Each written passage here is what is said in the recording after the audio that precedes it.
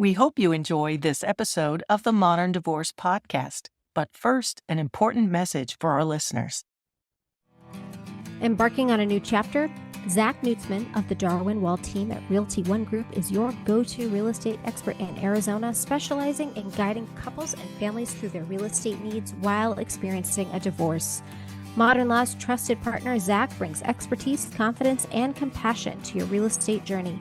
Let him help you navigate this challenging time. Zach Nutzman, your modern solution in real estate.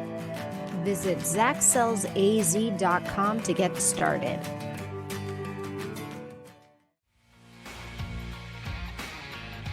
Hello and welcome to another episode of the Modern Divorce Podcast. I am your host, Billie Tarascio. Today I am joined by a parenting coach, divorce expert, Christina McGhee. Christina, welcome to the show. Thanks for having me, Billie. It's great to be here. Great to have you here. You were recommended to me by a dear friend who also owns a divorce law firm, and he could not stop singing your praises. So tell the listeners a little bit about your background and what it is that you do. Oh, sure. So I do a lot of different things. I am a coach who works directly with separating and divorced parents through the very beginning stages to years down the road. And I do that in one-on-one sessions or joint co-parenting sessions. So parents can work with me directly, but I'm also a trainer and I do professional trainings for multidisciplinary groups like family lawyers, mediators, divorce coaches, mental health professionals who also offer services to support separating families. And my belief is that divorce doesn't have to be devastating and we can do this better. And so my goal is, how do we get information and support into the hands of parents at the earliest possible point in the process? Because it makes a huge difference in the lives of children. Absolutely. There's so much we could talk about today. I had an interesting conversation this last weekend with my now 17-year-old, and he was reflecting on his impression of the years following my ex-husband and I's divorce. And I was shocked by his perspective and by what he experienced, because I am a divorce professional. I knew what I was doing. I was very aware of the do's and don'ts and really tried to do it right. And yet he still experienced that time in a way that was pretty awful for him.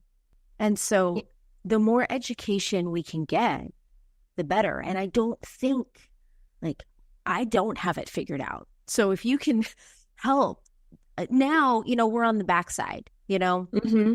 we're kind of through the storm. And so we're in a completely different place co-parenting wise, but, just getting practical tips for those people who are in the storm right now would be really good. Right. Well, I'll say two things about that. So first, that's such a common experience because there is so much that kids navigate behind the scenes that never makes it onto our parenting radar. And part of that is because kids naturally kind of fall into this trap of feeling responsible for parents' emotional well-being and how they're doing. And a lot of kids naturally just worry about rocking the boat, about making things worse. So they may start filtering the things they say or not talking about how the experience really feels for them.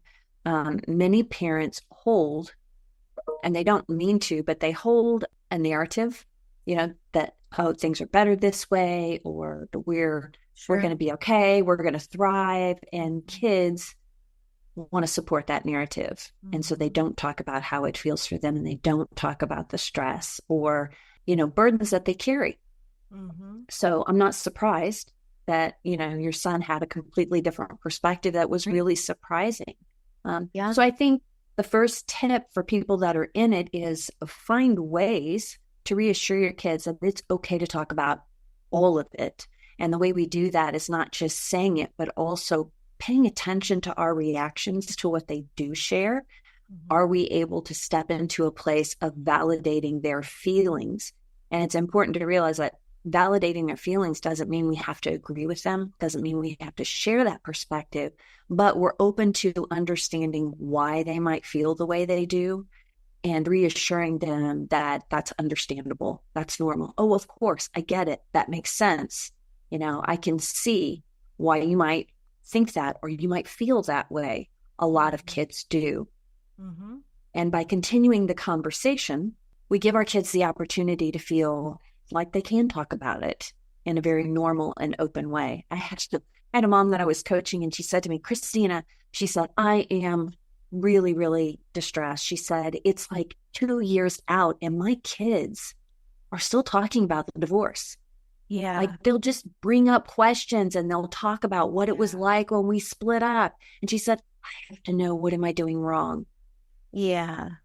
And I said to her, so from everything that we've talked about, sounds like your kids have adjusted really well. Sure. They're transitioning very smoothly between the households. Mm-hmm. I said, when they're bringing things up about the divorce, what kind of things are they saying? And she said, well, they're just kind of talking about how it's different and what it felt like back then and how it feels now. She said, they're not upset.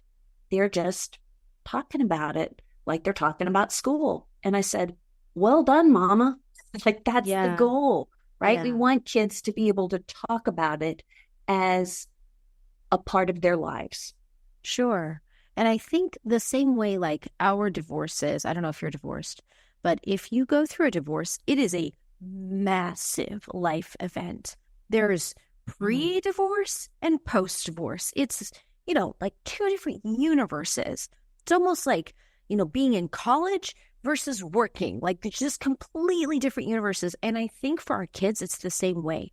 Their worlds are pre-divorce, my life was one way. Post-divorce, my life was another way. And so it's going to be very common for them to reflect on that change because it was so massive. Mm-hmm. And I think it's really important to frame divorce as a change in the family, not the end of the family. Sure.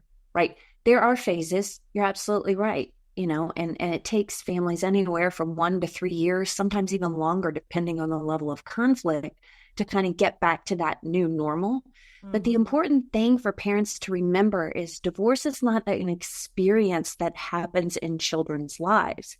It's an experience that happens in their lives that becomes part of their lives for the rest of their lives. Right. And that's the second point, is like divorce isn't something that kids kick back into their rearview mirror and just move forward and never think of it again. It is a part of their lives. Yeah. And in some way, shape, or form, as life changes, different feelings or thoughts or challenges may come up related to divorce for your kids and for yourself. And so it's important to be open to that. And that's another reason why it's, you need to remember that having a conversation about divorce isn't a one and done.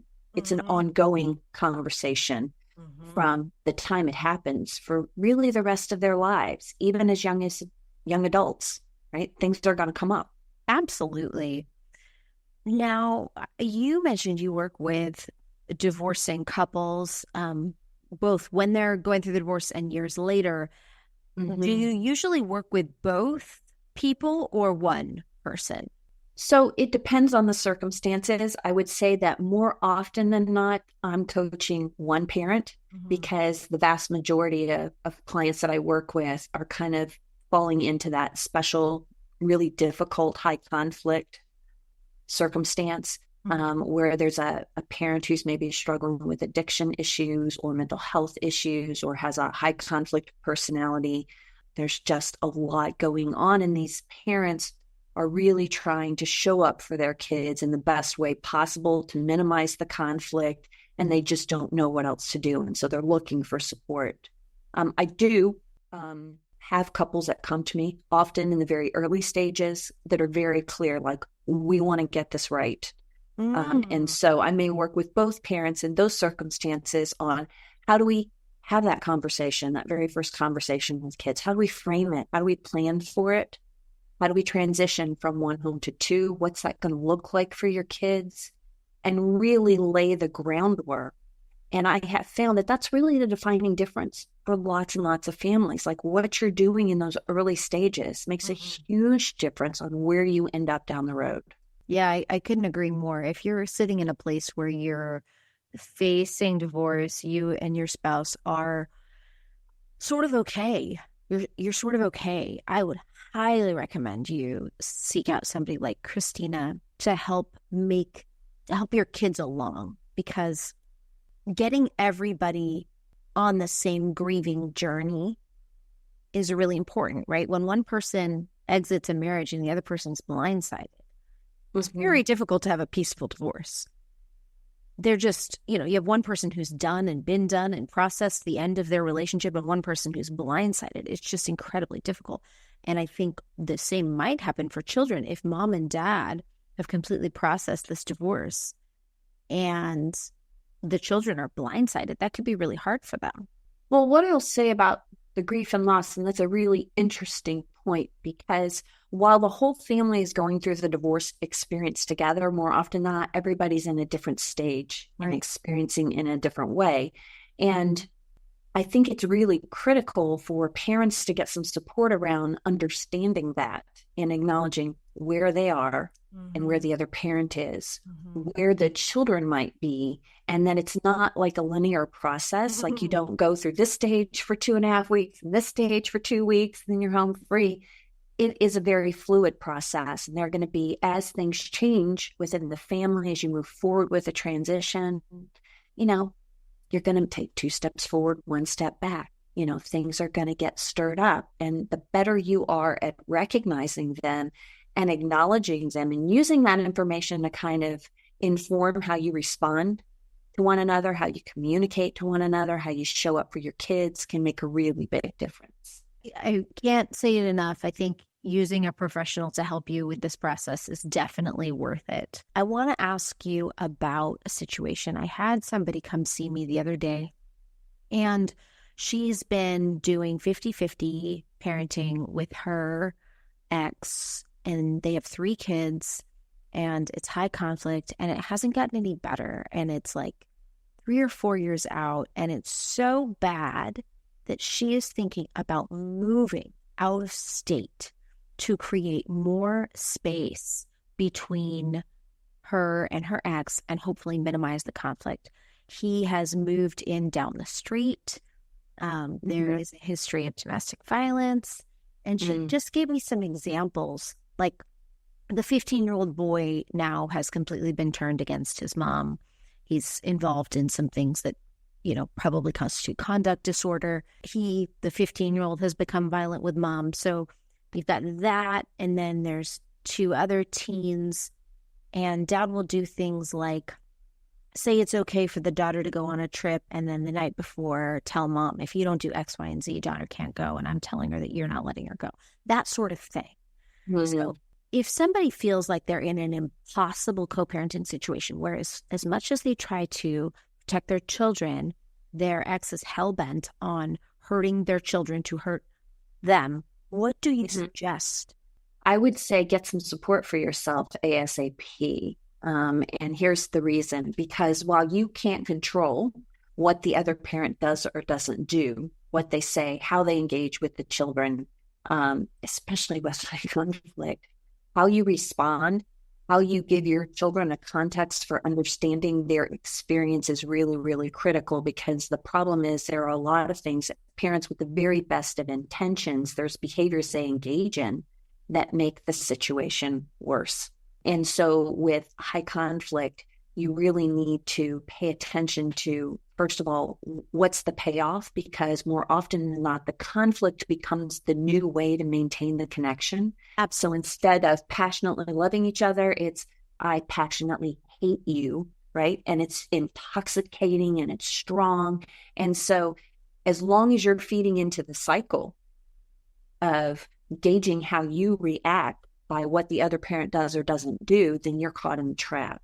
And so it's really important. I tell parents, it's hard to see the picture when you're in the frame.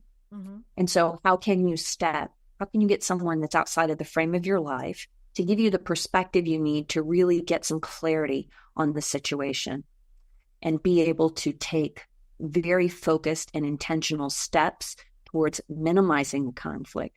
Now, what I will say is that what's really important for kids is that research shows when kids have one stable, nurturing, consistent, predictable parent, they can still fare far better than if nobody steps it up. So what you want to do is you want to be that container. You want to be that shelter for your kids. And when you've got a parent that's engaging in alienation, often we fall into the trap of wanting to set the record straight, giving kids more information, trying to tell them our side of the story, which just gets them trapped in a no-win situation. And so there's some really important messaging that kids need to hear in those types of situations. And one of the things they need to hear is that it's not your job to pick or choose who's right or wrong, right? You don't have to be, I don't want you in the middle between me and the other parent. And just because the other parent is angry at me doesn't mean you need to be angry at me. And if I have issues with the other parent, you don't have to have issues with the other parent. And really providing them a context for understanding what's going on and helping them get some tools to separate themselves from what's going on between mom and dad. Now, when you told me that she was thinking of moving to another state, that may or may not help her. It may create a further rift between her and the kids because the kids are going to be uprooted.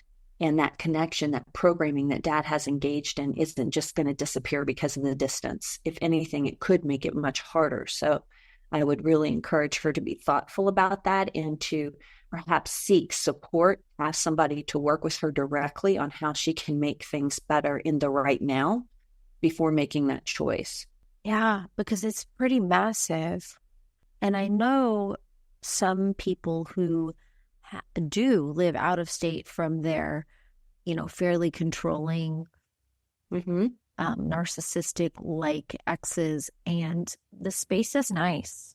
The space is nice when you're in a situation where everybody's at school 4 days a week for games.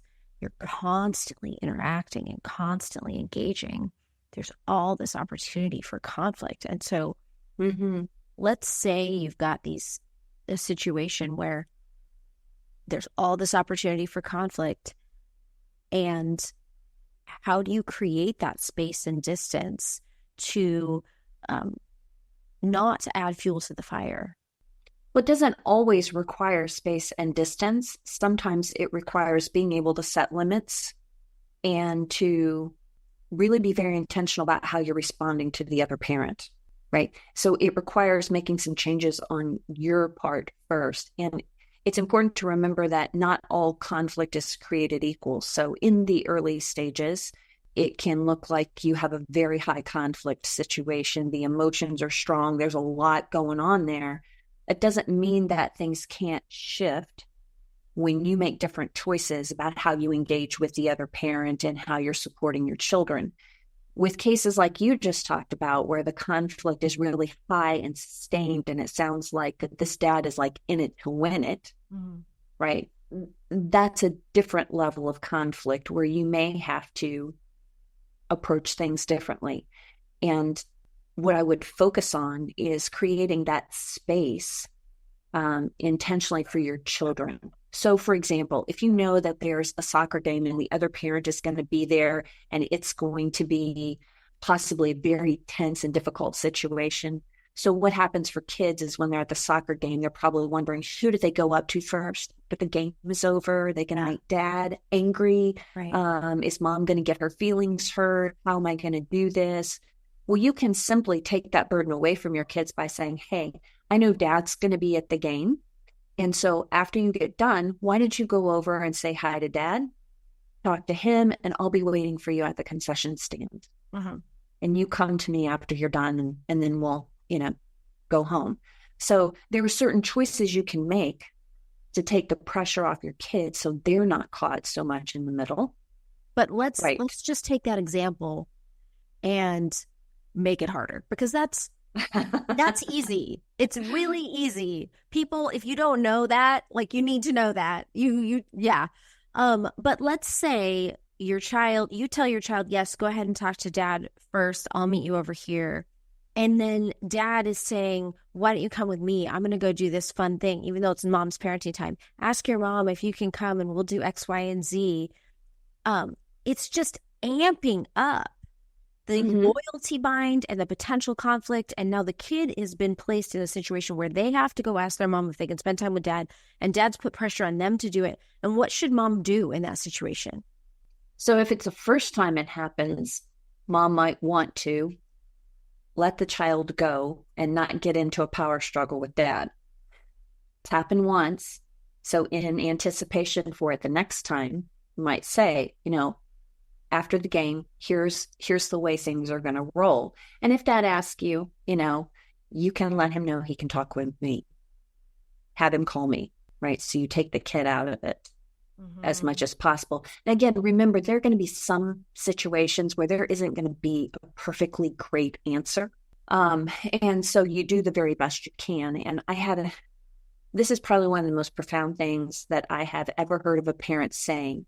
And a parent told a professional once, I don't know what I can do to make things better with the other parent, but I certainly know that at any given moment in time, I can make things much worse for my kids. Right. And so my goal is to not make things worse. Right. Hey there, co-parents. It's Billie Tarascio with Modern Law, and let me tell you about our Family Wizard, our preferred co-parenting app. It's a game changer. I use it myself. With features like documented calls, secured messaging, shared calendars, and more, our Family Wizard makes co-parenting smoother than ever. Trust me, I've seen the difference that it can make. Join the over 1 million parents and family law professionals who trust our Family Wizard to make co-parenting easier. Ready to take some stress out of co-parenting? Head to ourfamilywizard.com/modern law. So if one parent is really engaged in that me, pay attention to me, quasi-alienating behaviors, you, in any given moment, want to make the easiest decision for your kids, right? Mm-hmm. But you don't want that to cost you, when there's conflict between parents and the alienating parent, whatever, gets the child in their care and possession, the child often comes back real spun up, real Yep. targeted parent. And sometimes, so what should the targeted parent be doing? So when you have a kid that is clearly being alienated, right, and they're coming back to you, I think the first thing you have to remember is that all the ideas you have about what a normal parenting relationship should look like probably gets thrown out the window. Like when kids come back and they start talking smack or they're disrespectful, our first instinct is to say, you're not going to speak to me like that, and you're going to get punished, and here's going to be the consequence for that kind of behavior. Now, while it's still important to set limits, the first port of call isn't jumping into disciplining them. It's to validate them. It's to engage them. It's like, whoa, you're really upset. I can see you're really angry with me. Help me understand what's going on here. Well, dad said blah, blah, blah, blah, blah, or mom told me la, la, la. Wow. That must be really confusing to hear something like that. I can understand why you'd be angry hearing that from the other parent. I don't agree with what mom said. I don't agree with what dad said. I have a different perspective. So let's work through this. And again, these complicated situations take a lot of work, take a lot of support, and it's important to realize don't focus on the short haul. You need to play a long game. And the long game is that it's going to take consistent and persistent action in a very thoughtful way over time to help work out of this, because it is insidious. And more often than not, parents don't realize it's happening until it's really serious. Right. The parents that I've found who are most successful essentially have to become therapists. They have to become, because that's what the child needs at that point. The child needs help figuring out how to, disperse of all that energy that they just took in and all that information that they just took in. And they really need a safe space. And they need you at that point, like, not to be their mom or their dad, but to be that kind of container to help them process stuff that they should not have had to do.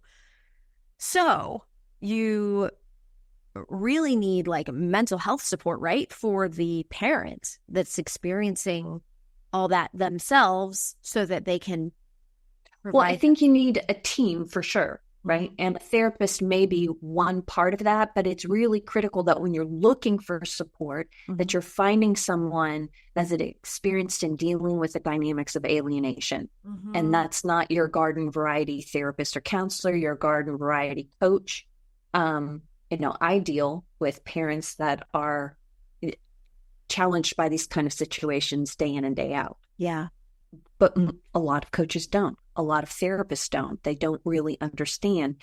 And for some parents, the first go-to is, I got to get my kid to see a therapist. I'm going to get them a therapist. Well, that can sometimes work against you because if you have a parent that's really intent, right? So what happens for kids is they're placed in this situation where they have to pick or choose.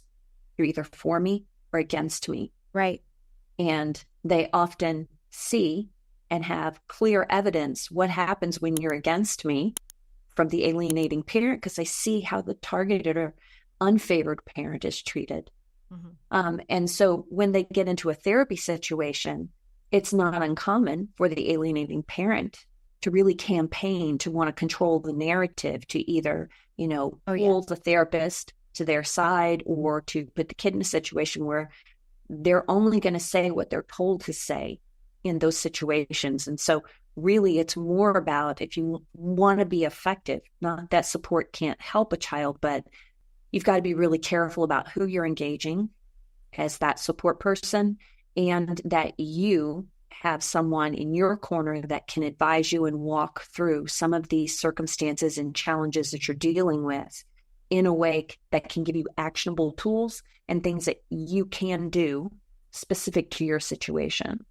I agree. I have seen many times where therapists do not help a situation when children are being asked to go to therapy with their parents, or reunification type therapy. It seems much more effective when you have a parent acting, using the therapy strategies for their children in real time, and then getting their own treatment to not be triggered, because every single person that is coming out of a divorce, there's triggers. There's things that just set that person off. So how do you help the person who's coming out of, let's say, a very toxic relationship get grounded enough to be that support person for their children? So one of the things that I recommend for all parents, but specifically for parents that are dealing with these kinds of situations, is it's really critical to get clear about what your co-parenting values are, crystal clear. And I help parents develop what I refer to as a guiding principle. And it's a simple 1 to 2 sentence statement that articulates, what is it I truly want for my children at the end of this? What is my North Star? What is my defining direction? And when things go off the rails, it can be enormously helpful to keep coming back to, okay, this is why I'm in it. This is what I'm really focused on. This is what I need to base my decisions on. And I think that can be helpful. I mean, one of the probably worst divorce cases I have worked on in a very long time involved a parent in a same-sex relationship who was just drugged through the court system. Like, it was just horrific. And she was having to testify. Lots of professionals were involved. There were mental health issues by the former partner, and just got really, really nasty.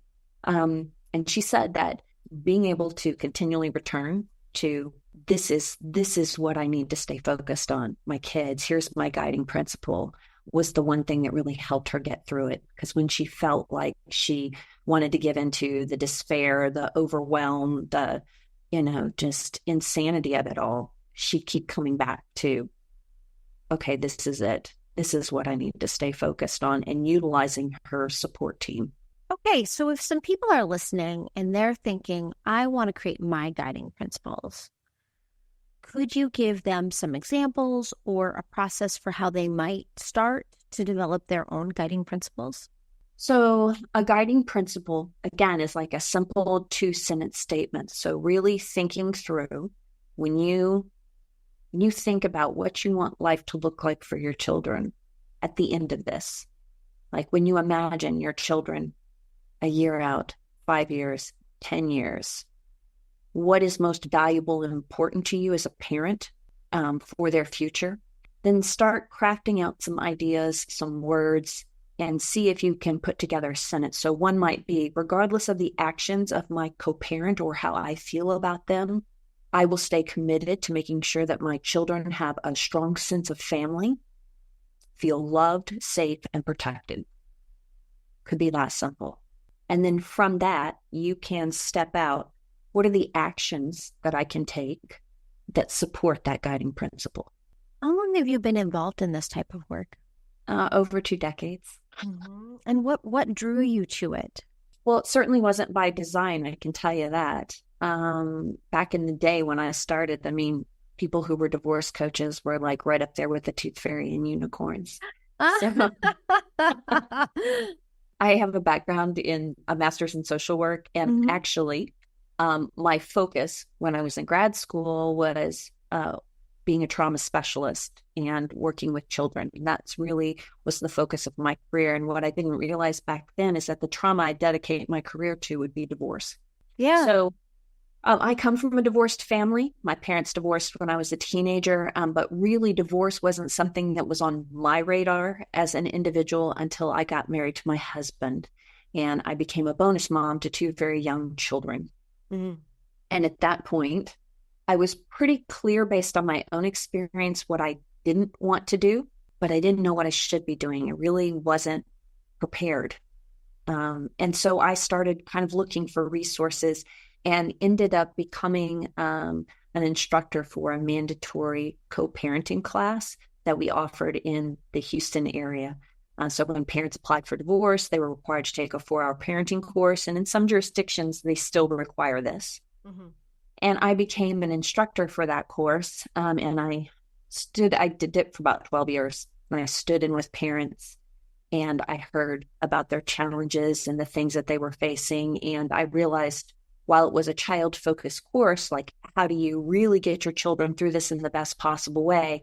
4 hours wasn't anywhere near enough. No. And so I started developing resources. I developed a website. I wrote a book.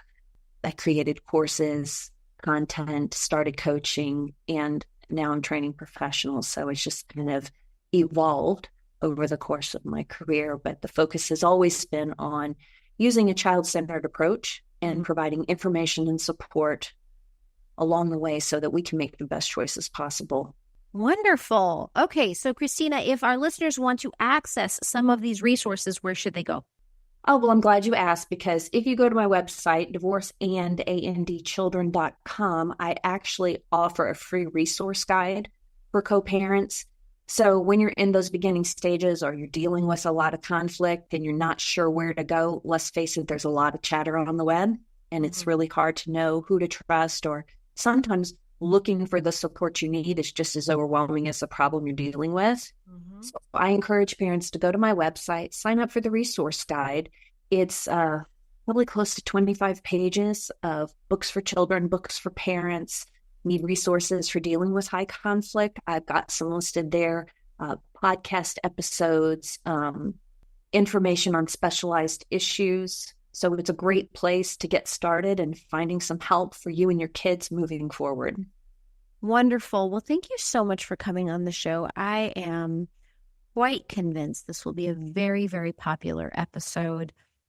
We've got a support group in Facebook with about 17,000 people, and they're really going to want to know everything that you shared here today. So thank you so much for coming on the show. And if you all have enjoyed this episode, make sure to leave a review, download it, share it with your friends. Christina, I hope you have a great day. Oh, thank you so much. It's been a real pleasure. Thanks so much for listening to the Modern Divorce Podcast. Remember, anything you've heard today or anything you read online is not the replacement for actual consultation with an attorney and does not create an attorney-client relationship. Even if you called in and we spoke to you, you were anonymous and we don't have your details and you have not become a client of Modern Law. However, we would love to speak with you, or you should seek out the advice of legal counsel or counseling or any other expert near you. And if you have an idea for a show topic or you need to speak with an attorney in Arizona, you can reach me at info@mymodernlaw.com.